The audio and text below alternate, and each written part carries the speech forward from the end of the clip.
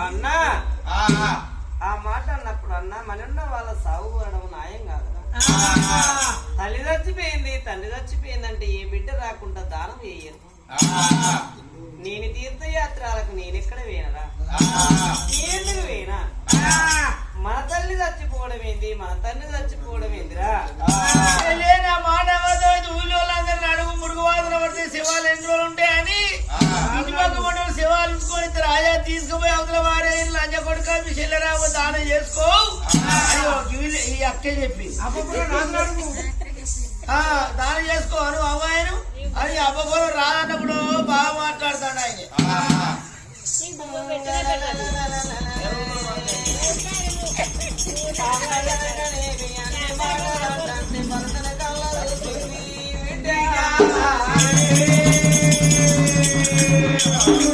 భర్తని కళ్ళు చూసే వరకు ఇంటి ముందర పందిరి గుంజ పట్టుకొని కన్నీళ్లు ఇస్తాడు నా భర్త.